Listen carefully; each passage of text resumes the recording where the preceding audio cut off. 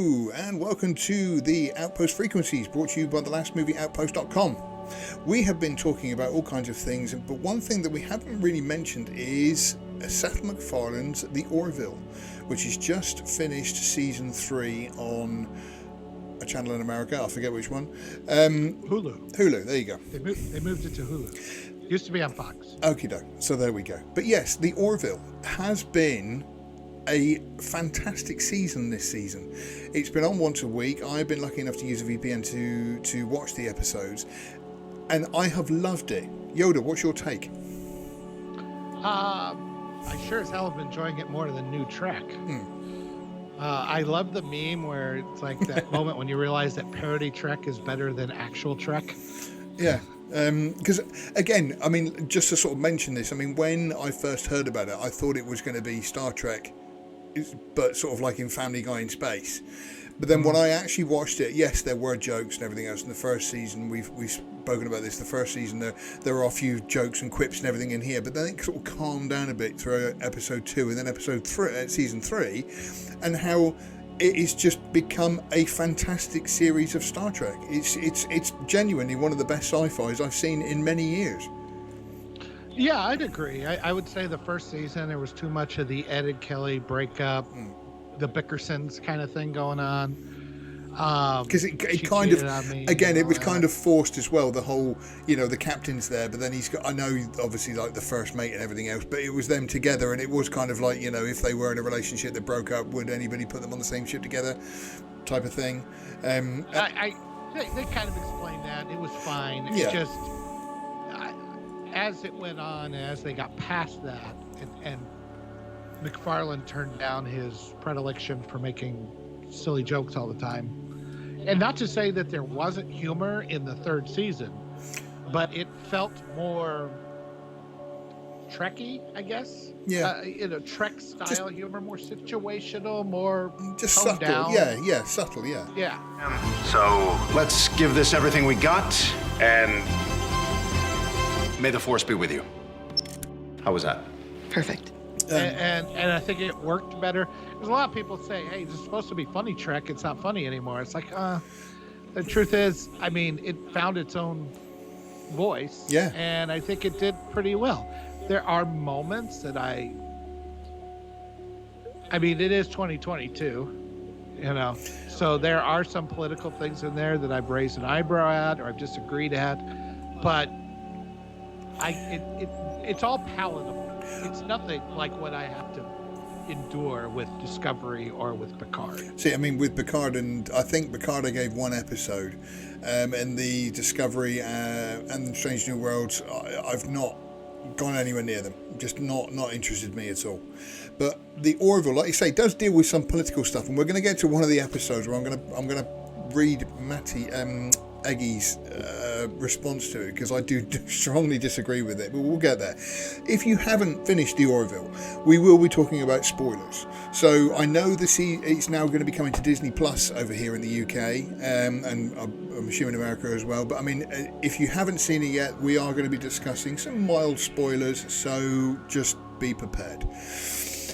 The end of season 2 basically had, I keep referring to the Kaylon as the Borg, basically, because it's kind of the same thing. The Kaylon, we've got I thought of more like a race of pissed off Datas. No, I mean, well, I suppose, but what I mean is kind of like, Star Trek had the Borg, the Kaylon is kind of, the Borg to the Orville type thing. I see what you're saying. Yeah. They're sort of this huge force of people and creatures that could quite happily wipe out, or they want to wipe out all biologicals, and so like I say, that it's kind of that version. But there was a massive fight at the end of season 2, and at the end of season 2, Isaac is actually one of the Kaylon who has been sent to the Union and to the Orville so that he can learn about biologicals, and he didn't go through the same programming, so it was his race that were killing everybody, but he sacrificed. I'm just trying to think now. At the end of season 2, do you remember what happens? Damn it. Well, he turns on them. Yes. And ends up giving them what they need to force the Kaylon back. Yes.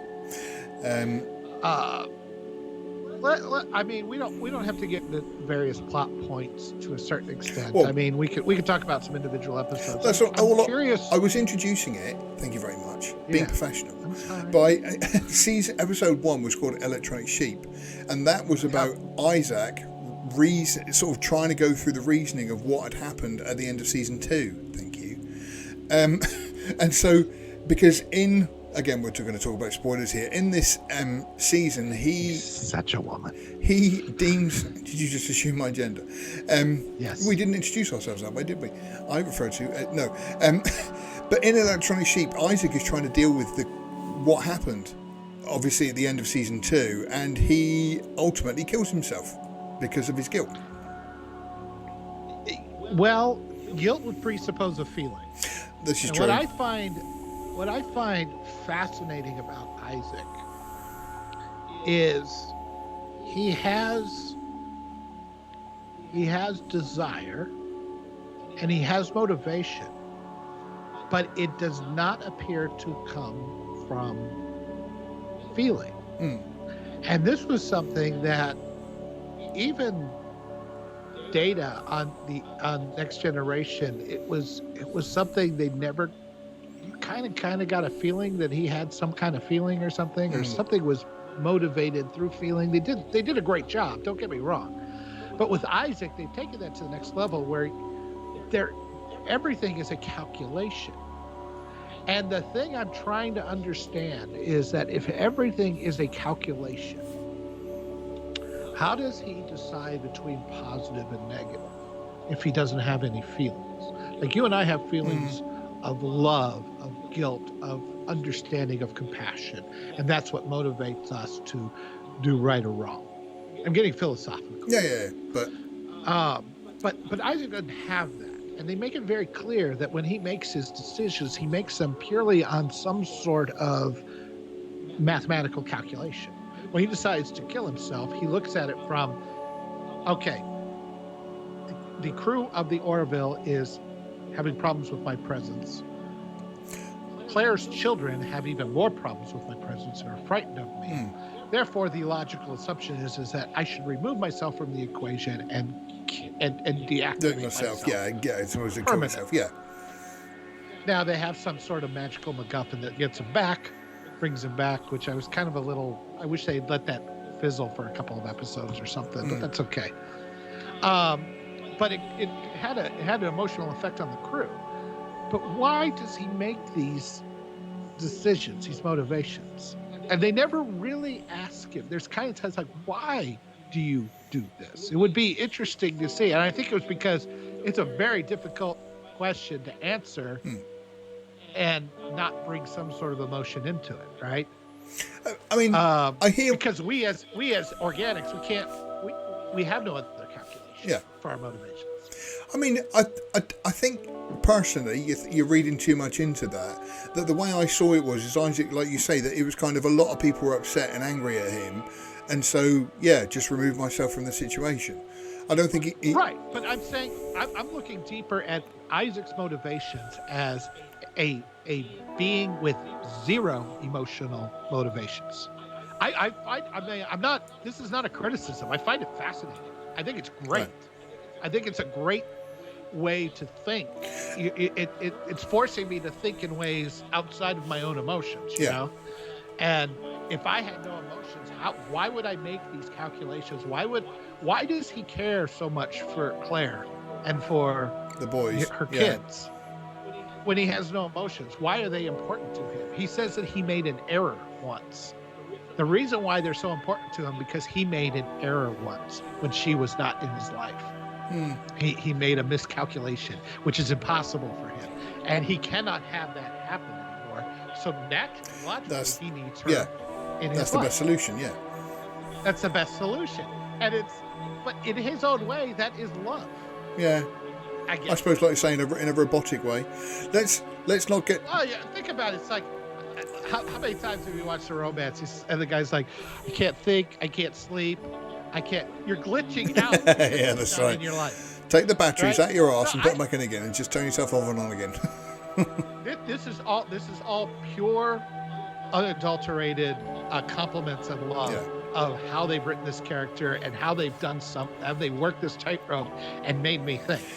And that's something where I think that the show has actually surpassed some of the old Trek. Isaac is a fascinating character. With it, we will move on to that because there is a later episode where obviously, we go back to Isaac. The second episode was called Shadow Realms. That's where they explored the planet and the spores came out and turned everybody into sort of hideous spider-like creatures. Yeah, that was okay. It was decent. Good. It was a bug hunt, alien haunted house kind of show. Now, then, I was going to say, we're not going to dwell on each one of them too much, even though we just have on the first one. But then the third one I thought was brilliant, called the Mortality Paradox, and they find a high school on what should be a deserted planet, and they go in and get locked in. Everything seems to be very real in there, and then when they're in the high school playing fields, basically a giant monster attacks them and picks up Gordon, and it's going to kill him, and Gordon sort of blanks out for a moment, where then a door opens up and they go through to another place, and again then they're on a jet plane. That's right crash. That episode reminded me of original Trek. Okay, like Shatner Trek. Like, the crew beams down, and it's like it seems to be a hostile world, and oh wait, here's half an old West Coast. Like completely at random. We're a giant cat and a wizard, or something, or the Trelane episodes. Like, here's this French diplomat in the middle of this hostile planet in an old French castle or something. And they did that because it's like, we got to reuse that. Yeah, that's right. Yeah, we've just finished filming Henry VIII, so can we use this anywhere? Star Trek? Yeah. So that kind of episode, that surrealism kind of thing, that was a pleasant, go back to ancient Star Trek. But conversely, it was a really good episode. I'm not going to spoil it, but it was a really, really well thought out episode. Nice callback to an earlier episode. Yes, which I did find they did quite a lot during this series. A lot of loose end tying up episodes. I mean, because we don't know whether this is going to be the last season or not, so whether they are thinking that it might be the last season, we don't know at the moment.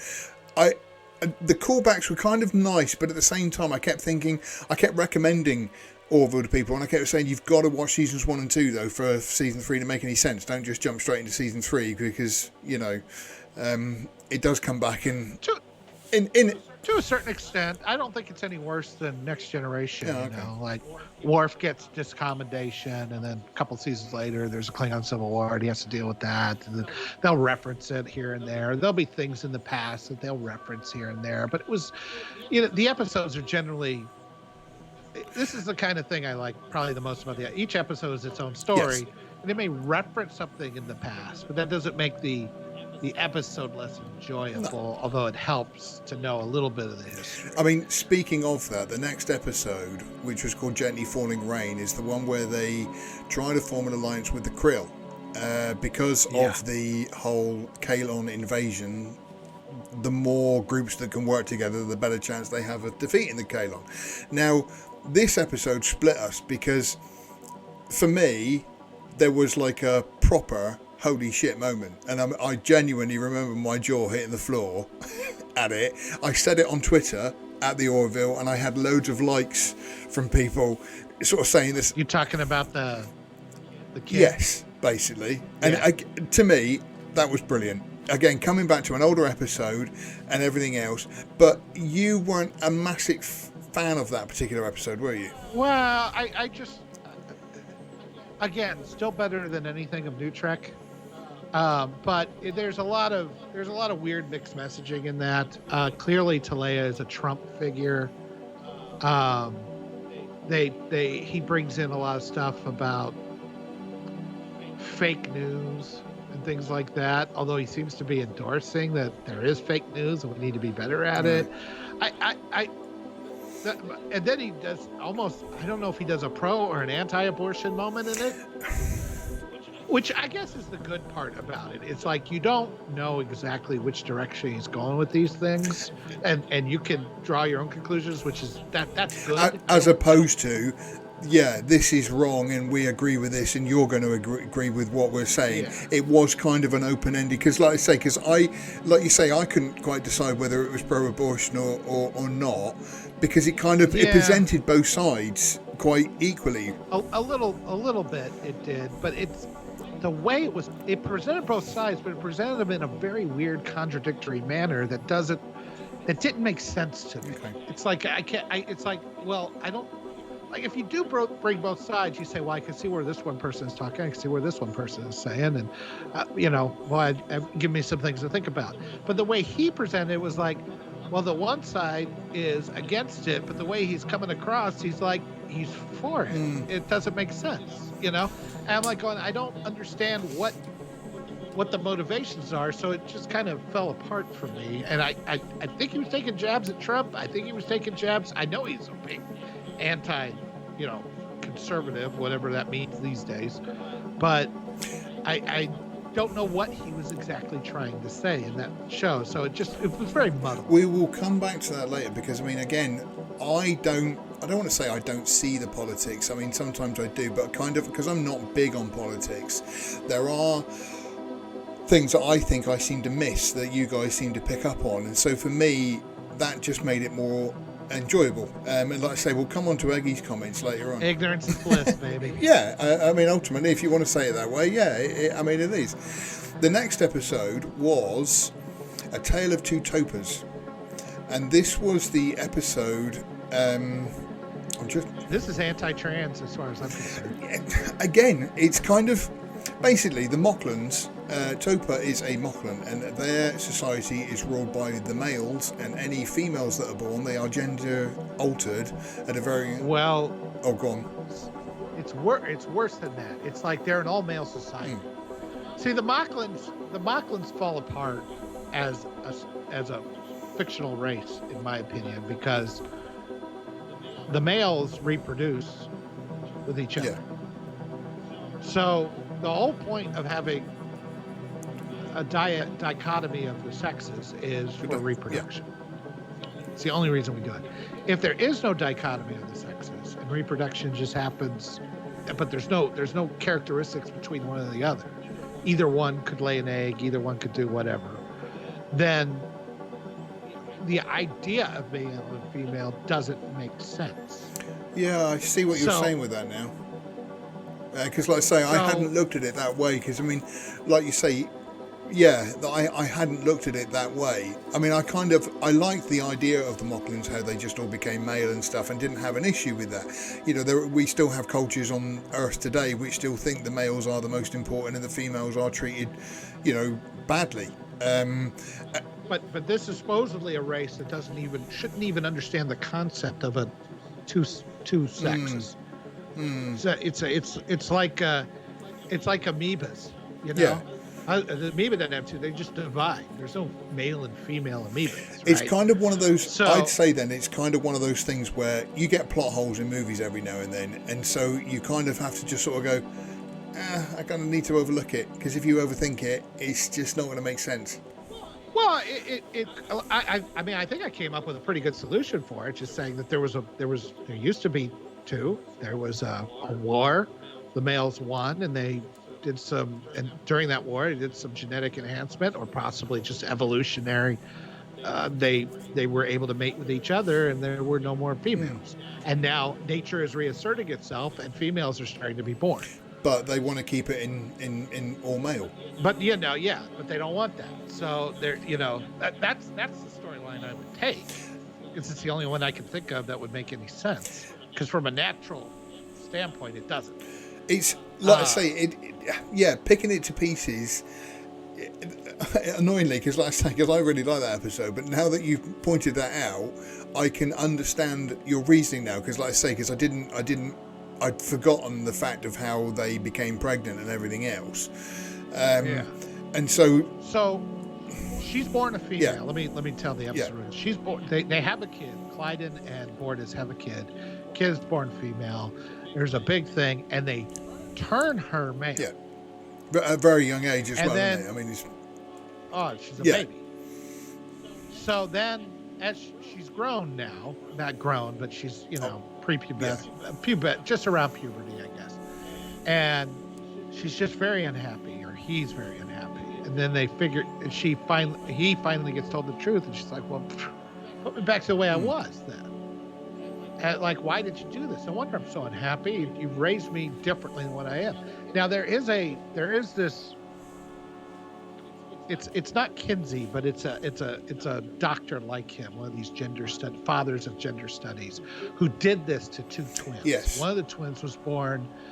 They were both born male, and something went wrong with the circumcision, and so they tried to raise this male as a female and pretend. And this doctor did this, and the boy was so unhappy, he ended up killing himself. To me, it strikes of that story, Yeah. which to me is very anti-trans. It's like you can't just hack up a kid and force them into what your society thinks it should be, which is what we're doing to trans kids. and also for And the if he thought it was pro-trans, I'm like going, you really missed the mark. But I mean, with it was interesting how he reached an age where he, found out the truth, and then he wanted to become a she. And again, it's kind of letting that person decide. I mean, what part of it is letting that person decide whether they, what they are. And again, I think in America, I'm saying America, that's really racist, but I mean, it mostly is.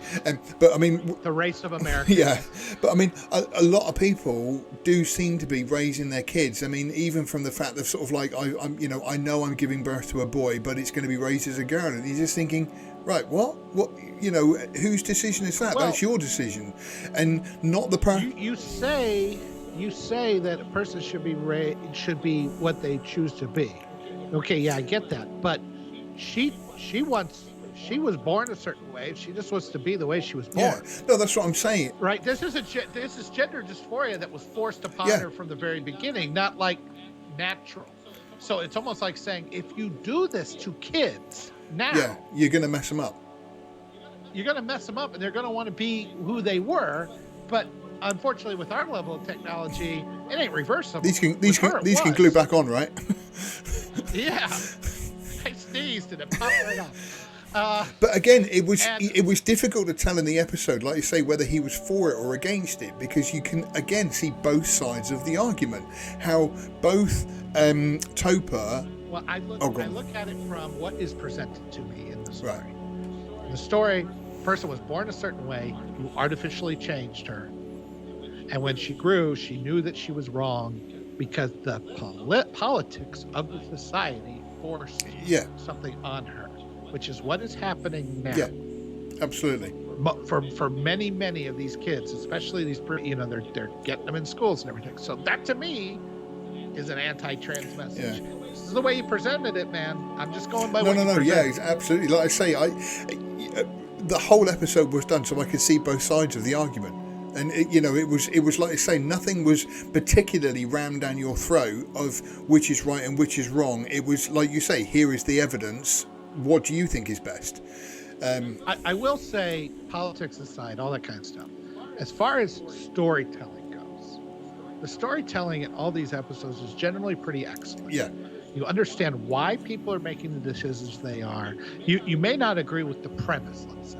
But if that's the premise, and then people make decisions based on that premise, logically, reasonably, you don't go, well, that was stupid. Yeah. I never feel like I'm going, that character just, why would they do that? No, you understand everybody's emotional decisions. Yeah, I give them high marks for all the storytelling to be well thought out and put together good. Which brings us on to A Tale of Twice in a Lifetime. Now again, we're going back to another episode where they found a time capsule which had a mobile phone in it, and they used the modern technology that they had to read the mobile phone and build a profile of a girl from the 21st century who they create in the I want to say the holodeck. It's not called the holodeck, whatever they call it, but the holodeck. And Gordon, who's one of the helmsmen, falls in love with her, even though she's obviously of a distant past. But in this episode, Gordon ends up basically back on the 21st century, and they have a strict rule that if that happens to happen, you have to not affect. Go into a cave. Yeah, you cannot affect anything on that particular planet or wherever you might be, because it might change the course of history. But he ends up finding this girl in real life and getting married and having kids, only for the guys to turn up because they managed to travel through time. Again, it's kind of one of those plot holes where it's like, really? But, they do. But they turn up to not when he originally landed on Earth, but kind of 3 years or so later. And so, like I say, it was even more than was it? It was like 10 years. It was it was about 10 years, wasn't it? And so for the first 3 years, that's right, he was hiding and not interfering. But then he thought, screw it, I ain't going back. And so he found this girl and he got married and had a kid. And so when they turn up to take him back, they said, right, you're coming back with us. And he said, no. He said, I'm happy here. I've got a wife and a kid and I want to stay here. And so they had to then make the decision to go back in time to the correct point and pick him up from there, which means he would never have met Laura, I think she was called, the girl, and they would never have had the kid. And so they had to make the decision that do they, because Gordon was, like I say, he was adamant he was not going. And again, it was brilliantly done, brilliantly written. Yeah, that episode I loved. The only nitpick I have about it is I would like to have seen Gordon be maybe a little bit more upset by it. I don't know if that's... Yeah, I mean, again... Logically, I don't think that makes... Logically, it probably doesn't make sense, even though they told him the whole story, but... He can only imagine what it was like, Yeah, from an emotional standpoint, it would have been... I would have liked to have seen a little bit more... And maybe this something happens in season 4, I don't know. I just would have liked to have seen a little bit more heavy consequences from it, but other than just I feel bad, I guess. But I don't know. I mean, it's a gut punch. Yeah, it's because did they murder the kid? That's the question. Do they take Gordon away from his perfectly happy and wonderful life that he's got, just so that they can get him back into the crew? And it was brilliant. Well, if they take him back, then he doesn't have the kid. They met this kid. This kid is not a theory. And he's about like he's a 6, something like that, 5 or 6, whatever he was. Okay, so they got a kid. Now the kid's not going to be born. That kid existed. Now that kid doesn't exist. Is that murder? It was. It was a brilliant. That's when Orville shines. Yeah. Is I'm asking myself these intriguing questions, just like with Isaac, these are very intriguing questions. It's like, was that murder? Again, I don't know. But also, I think as well that you are so... I can't remember the last time I was like that emotionally involved with the characters from a TV show either, because you are thinking to yourself, what the hell's Gordon going to do? I mean, they kind of leave his house sort of the 10 years in the future saying, we are going to go back and rescue you. And he is almost ready to kill them, because he kind of wants to keep the life he's got. And it was brilliant. It was emotionally and just absolutely brilliantly written. One of the best episodes of the season. It was great. It was well done. It was a gut punch, and it was. Funny thing is, Gordon is kind of one of my. I don't want to say I dislike him, but he's not one of my favorites. Oh, really? He's a little too... sometimes he's just a little too much dude bro for me, I guess, or just too... I know what you mean, but then I like him for that. Gordon's the kind of guy I can hang out with. Well, he's growing on me because he's growing as a character. He's starting to get a little bit more professional. He's always been too much of a sort of too much of a lad to be in charge of a whole spaceship, driving a whole spaceship sort of thing. He's kind of like the mouldy drunk friend you let drive home. Too much of an underachiever, this is good enough. Not a guy that I feel like. But then this is not the flagship of the Federation or the Lion, whatever they call it. This is the Orville. It's like one of the lesser ships that's kind of made a name for itself.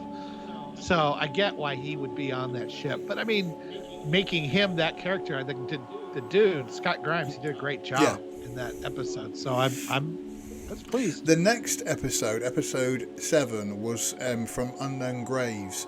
Now this was interesting because they basically discover a Kaelon who has been given emotions. And I was kind of worried by the episode because I thought to myself, as you said earlier, Isaac is such an interesting character because he is purely ruled by 100% logic, not taking anything away from Spock or Data. But I mean, you know, Spock showed his emotional side at times because he was half human, and then Data was given an emotion chip and everything else. And I kept thinking, please don't do that to Isaac. Just, you know, he doesn't need that. But again, another interesting episode. Yeah, it had the plot point of, it didn't work because he's a later generation. He's made after he has now the original 2.8 upgrade. Because he's got the blue eyes instead of the red eyes. I mean, it was a serviceable enough episode, I guess. It kind of forwarded the story. It kind of it had a lot going on in it. I mean, you had that. You had the history of the Kalons and how they got to where they ended up with the giant corporation. That was a giant corporation. Sorry, now you just reminded me of that. That was actually a very well thought out. The way they did the story on that was brilliant, because, like you say, at first the Kalon is there as a helper and everything else, and as the episode goes on, the Kalon kind of learn. You see how they were and treated, and that part of it was actually quite brilliant. I thought the way that story played out, because you are thinking, hang on a minute, what's going on? And then as it pieces it together, it's almost like, I don't want to say this, but it's almost like sort of Memento sort of thing. How you're getting to the same point, but you're just sort of understanding the story, and they unfolded it very, very well. Well, then they also had the matriarchal race, and the guys had to act like dumbasses because they didn't want to, they had that story in it. And then you also had the story of Lamar and what's her name, Tala. He's getting beat the shit out of because she's so strong when they're having sex, and they have to break up. And there was just too many. That was kind of filler, B and C plots, in there, and so none of them were given enough of a chance to really grab me. But that's serviceable enough. Just there was a little too much going on. In episode 8, Midnight Blue, they visit the Moclan sanctuary where females survive, and it's all going perfectly okay until what she called Havina, I think it is Havina, asks, I can't think of her name now, Topa's daughter, whether she can relay messages on to help people to get to help other female Moclans to get to this thing. And it kind of all kicks off and basically ends with the Moclans leaving or being kicked out, I can't remember now, of the Union. Kicked out of the Union. Yeah. Because they think, obviously, Havina has been breaking the law by getting people to go there. They had like a truce about the whole thing and everything else. Which she was. Yes. Totally. But again, you've got this matriarchal society of the Moclans, and obviously if all females are being patriarchal, whatever it is. I don't understand these big long words. But clearly. But you've got this men-ruled society. See, I can use big words too. And I can understand why they were angry at Havina, because she was breaking the law to get people to get there. But at the same time, I can understand Havina because she was trying to get females to a safe place where they could survive. It's like Harriet Tubman breaking the law by smuggling slaves. Like, that's because it was morally correct. I don't have a problem with her doing that. I'm just saying it obviously caused a big problem, and then you end up with this huge action space fight, and it almost felt like Star Wars or Return of the Jedi. Yes. With some great moments. He really, I love how he's bringing in so much. There are leitmotifs and motifs that are lifted directly from the Star Wars trilogy, and some of the theme music that's happening. You can clearly hear it, and this is Seth MacFarlane playing with his toys. like really well, and not playing with his toys in a dark helmet type way. I was going to say, it's not in a dark helmet way going, oh, your helmet's so big, and they're kissing each other. This is like he's properly making his own Star Wars, Star Trek, and doing it absolutely brilliantly. Because the next episode, basically the Moclans leave the Union, but then the Moclans join up with the Krill. Not Krill. Kalons. No, it is krill. Yeah, no, it's krill. Sorry, right, I was thinking of the fish thing. And so because the Union finds that they have a weapon so powerful that they could completely destroy all of the Kalons. But that asks then the question. Only the Kalons. It's like the neutron bomb, you know, it kills all the people, leaves all the buildings kind of thing. It kills all the Kalons. So, I mean, but doesn't hurt it would be mass genocide of a race. And I mean, obviously, you know, they've got Isaac on their ship as well. So I'm sure they said that he wouldn't be affected. But I mean, they would effectively wipe out his race. So the Krill and the Moclans learn about this and manage to steal it. And that's right, because it turns out, I can't remember the character's name now. So they start out, they use the weapon and they broker a peace with the Kalons. Kalons say, we don't do this.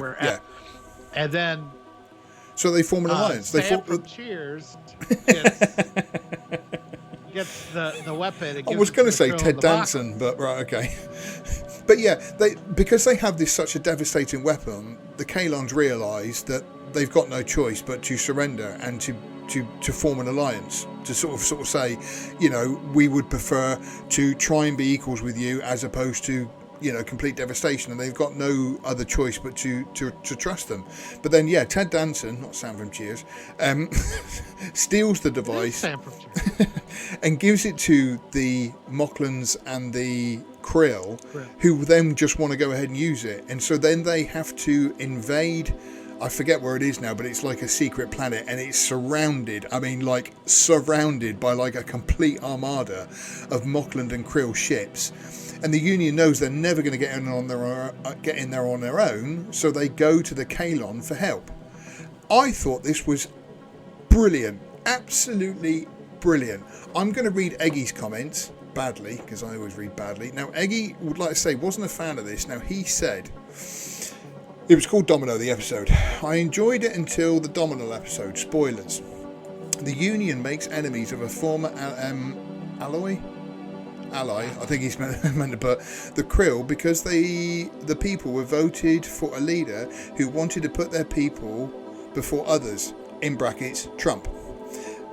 They then make enemies of another ally, the Moclans, because their race of single genders, males, who refuse to accept accept these born as females, such as regarded as unnatural, sexism, trans. Then they make allies of the enemy, the Kalon, who literally destroy worlds and billions of species in order to fight the Krill and the Moclans, because it turns out the Kalon were just oppressed slaves fighting back. Racism. There's the reason for McFarlane's one of Nancy Pelosi's biggest donors. And see, I didn't get any of that because I don't do the politics of it. This is where I get concerned on our side. Now, we have a well-earned distrust of these leftist actors, producers, writers, whatever. Right. We come by our suspicions well-earned. So, I understand what he's saying, but I'm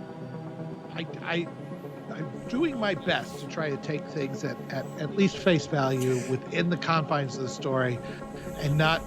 You have to read into it sometimes, but I try not to. See, funny enough, just to interrupt there, Eggy actually said to me, because we discussed it on our little chat, and Eggy actually said to me, I envy you. He envies me, because like I say, I didn't see it like that. I saw it as a perfectly well-crafted story, which, and I genuinely put on Twitter, it was epic. It was genuinely epic. It was brilliant. But he said, I envy you for not seeing the politics in it the way I did. It's not that there isn't some politics in it. I don't disagree with that. But I don't think what he's seeing is correct, for lack of a better term. Because, you know, my issue with the episode is that everything kind of happened too fast. Yeah. And I understand they don't know if they're going to have another season. Yeah. They could have, the whole episode should have been about brokering peace with the Kalons, and then letting things unfold from there over the course of another episode or two of the aftermath of that. It could have been that. Culminating. I was going to say the episode could have been Krill an entire. I mean, it was an hour and 18 minutes, and it could have been 2 hours, and I'd have been quite happy to just watch it because it was just. I thought it was just so well done. But like you say, it could have expanded a little bit more. Well, it needed a chance for the Kalan surrender or peace, ceasefire, to breathe. Yeah. And to have moments in there for it to breathe, and then have, because in the end the Kalan were like, well, maybe these organics aren't so bad after all. Maybe we've been wrong. With good reason, which I won't spoil. We won't spoil, but with good reason they did understand that. Yeah. And that's great, and that feels very Star Trek to me. There's been a lot of, I mean, how many times? Okay, the Klingons are our enemies. Now they're our friends. Now they're enemies. Now they're our friends. Yeah. I mean, this was a staple of Star Trek where you would make alliances and break alliances, and a new enemy would come in, and then you would have to fight. The two previous enemies would come together, and then they would find understanding with each other.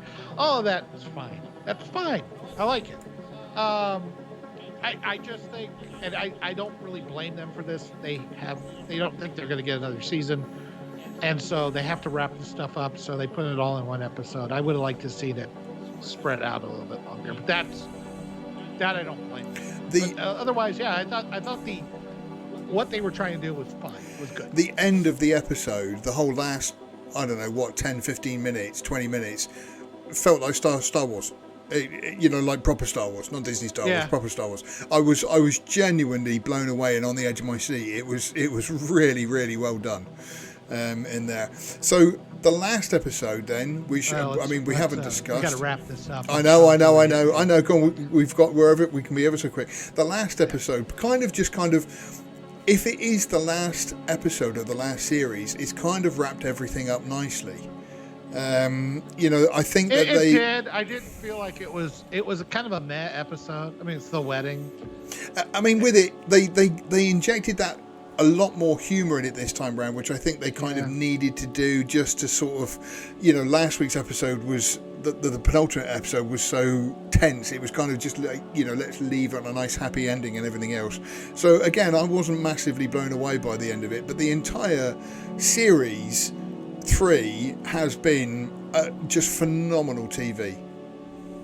Yeah, I mean, it was overall a very positive experience. I really enjoyed it.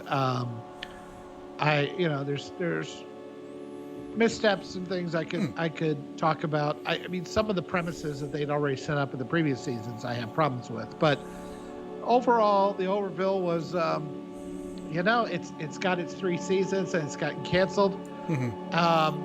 Just like the original Star Trek, so so they'll have the motion picture. We'll have the movies. The motion picture. The Orville, the motion picture, and then they'll be really fat, way too old to do it after another 10 years. And honestly, if you love sci-fi, you love a bit of gentle humor, I can't recommend the Orville enough. It is genuinely. I'm trying to think back of, I wouldn't say the season obviously 2 of. I obviously like original Trek and stuff. Yes, yeah. No. What I was going to say was, in the last 10 years or so, I can't think of anything TV-wise that comes close to it as a decent series. The end of Mando 2 was brilliant. I thought Mando 2 season 2 was good, but it was kind of the end that made it. Whereas this season of the Orville, every episode has just been either sort of, okay, you've had a few which is sort of meh, but I mean, some of them have been absolutely edge of your seat brilliance. I like the look of it. It feels like, really well produced. It's not trying to look so cinematic. It's not doing these weird camera angles all the time. It's nice. It's a nice throwback in some ways, really good special effects on the outside, kind of goofy looking sets on the inside. They're nice. I mean, don't get me wrong, but it you can kind of tell the difference. Whereas like Strange New Worlds is trying to be, it's always too cinematic, too moving camera. Always, it's like just put the camera down. Yeah. Damn it. I know. I do know exactly what you mean by that. That, like I say, during some of the space battles, happy days. The ships are flying around, but when they're actually on board and everything else, just like I say, you don't need these dramatic, twisty, roundy, go up someone's bum and out their nose angles.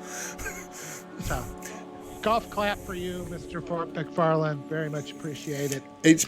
We did enjoy the ride. We are hoping it'll be back for a fourth series, but we'll have to wait and see. Anyway, that was us talking about the Orville. Did you like it? Did you enjoy it? Leave a comment down below, like and subscribe and blah, blah, blah, and yada, yada, yada. And other than that, you can catch us all on the lastmovieoutpost.com. We always do a live stream on a Sunday, so again, come and join us there as well. But other than that, thank you, Yoda. Thank you, Phil. See you on the live stream.